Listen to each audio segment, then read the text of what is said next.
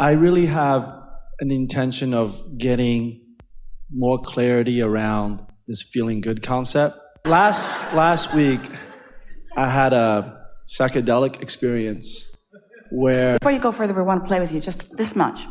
This feeling good concept or this feeling good experience? Because you just told us this is the best day ever, which made it sound like an experience, not a concept.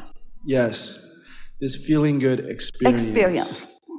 Last week, I had... It only feels like a concept when you're not having the experience in that moment. Yes. Then it's a concept, it's a faraway dream. So in this now feeling good experience, I like to share a little bit with a question. Right. That last week, I had a feeling good experience on psychedelics. And during that experience, I realized... Was it a feeling of clarity? Yes, there was a feeling of clarity in the sense that I started to experience I, not just from the egoic mind, past memory structure, and I realized I was experiencing I going up and down vibrational levels. That makes any sense? Doesn't. I felt like... Well, only in this way. If you're really tuned into who you really are, there's no going up and down.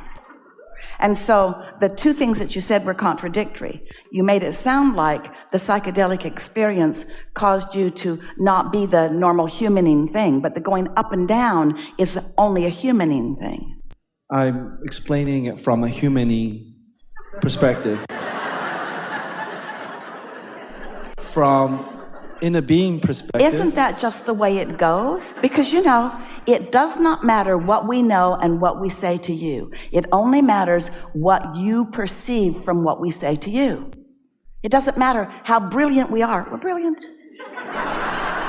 It only matters how much of it you use to your advantage. So in any moment in time, you can prevent yourself from knowing what we know about you.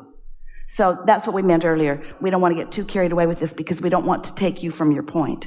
But we do want to say that your perception, your in the moment perception is what we're talking about all the time, because it doesn't matter what we know. It only matters what you know about what we know. And if you've let your life train you to know things that aren't the things that we know, then you're not receiving the benefit of what we know because you're so believing of what you've known before. Does that make sense to you? So you want to find a way to let your life teach you the principles and the laws of the universe that your inner being knows. And they're hard to miss because there's nothing in all of the universe to the contrary of those laws, of your point of attraction. So that's why, even though we really want to hear from you, we are going to stubbornly hold to what we know, no matter what you think you know about what we know. Fair enough? Thank you.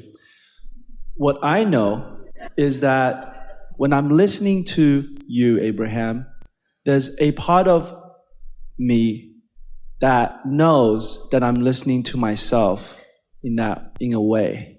That's a perfectly fine way to put it. I'm me, myself, my inner being knows what I think I'm hearing Abraham say right now. That's what resonance is. You just described what resonance is.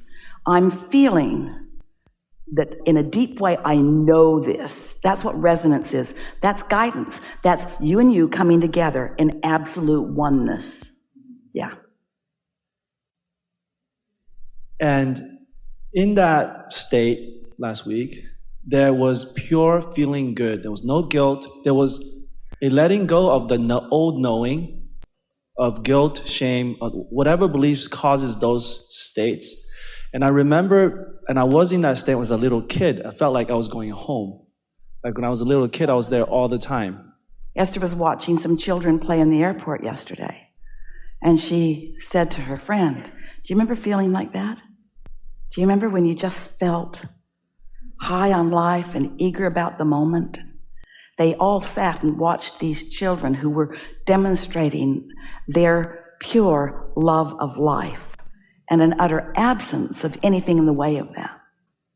So the work now is to keep aligning to that state and letting go of beliefs, reasons, lack of permission to not be in that state. So what do you think is the best way to do that? To one bogus belief at a time, one thing at a time that feels bad, and then just using the power of your logic and knowing of the laws of the universe to feel around in life until you lean in the direction of what your inner being knows about it?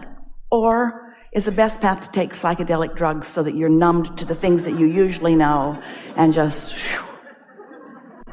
I think it's the way I prefer is to be in that state naturally to the best of my abilities at every given moment. And that experience helped me reconnect to what is possible that I forgot. And we just have a question. Be careful because it's a trap. Okay. Our question is, what makes you think that that experience helped you to reconnect?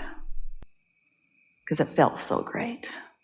Yes. Which is what we keep coming back around to. In other words, I had an experience where I felt my alignment. And we're just saying to you, you can find that feeling whether you're under the influence of psychedelics or not. Yes. Yeah. Okay. And there's a part of me that's efforting. Ooh, that happens. Tell us more what you mean by that. Because it's a human trait and there's nothing wrong with it. You could say focus is effort. You could say deliberately choosing a thought that feels good is effort over just letting the thought that usually comes. And in other words, it takes focus. We like the word focus more than the word effort. But if you've been sloppy in your focus so that you got pretty far from where you want to be, then there's more effort in getting back to it. The belief of efforting is that I need to have some external condition in order then to allow myself to feel that level of alignment, which I know is a trap. Maybe there's some truth in that in this sense. What if the external condition which caused negative emotion? My interpretation.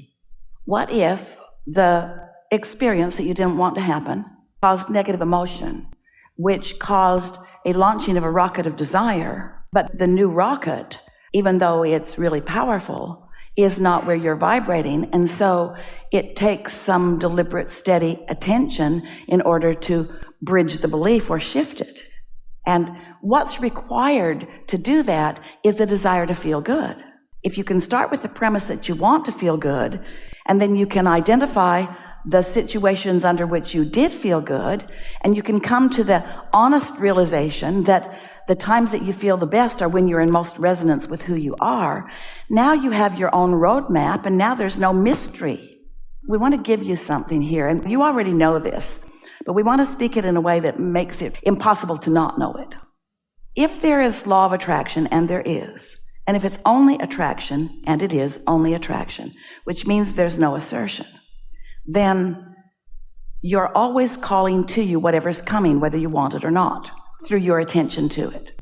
So let's say that you believe that premise and that you're focused there and you really understand that you're getting what you're thinking about. And thinking about it didn't bother you so much, but now you've got it. The fleshed out reality of it is clearly not what you want. So you realize that you've attracted something that you do not want. So if you say to yourself, well, I did attract it, then you're home free. But if you do what most people do, by believing what you've been hearing yourself say, I said I didn't want it, so it's hard for me to accept that I attracted it.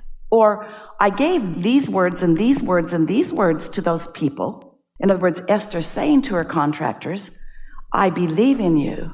So why is she getting something she doesn't want? What's the truth? Does she believe in them? Shocking. I want to control my life through my words.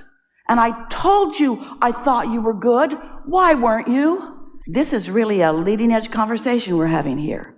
So when you begin to accept, when you accept that the thing that makes you feel like you have to offer effort, when that feeling of needing to offer effort is present within you, 100% of the time, this is what's going on. You're calling something you don't want and trying to hold it away with words. I don't deserve it. You do. I didn't ask for it. Yes, you did. I don't want it. Well, that's the truth. I'm lost. No, you're not.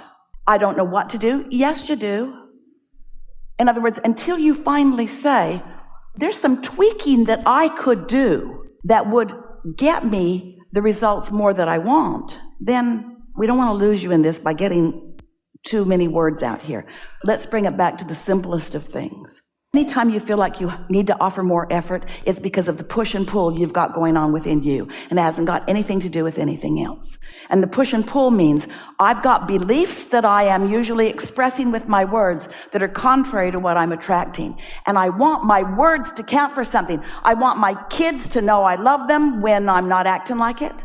I want them to do what I tell them to do when they're not ever going to do that. I want to be respected, even if I'm disrespectful. I want my demands and my certainty. I want my deliberate creation to count. We don't blame you. You just got to understand what your point of attraction really is. So if you can walk out of here just knowing today that you've been offering some beliefs that are contrary to what you want, and that's why it's wonky, and that the effort factor isn't all these hard things that you think it is. It's just changing the subject, lightening up, acknowledging that your inner being loves you. You're looking for proof. You're trying to validate your worthiness. So let's go right there. Almost everything I do overtly with words and behavior, action, interaction with others is to prove worthiness when I'm already worthy. What an unnecessary struggle. I'm already worthy, but I don't believe I'm worthy. So even though I'm worthy, I just keep creating situations in order to get myself to focus upon the fact that I already am that.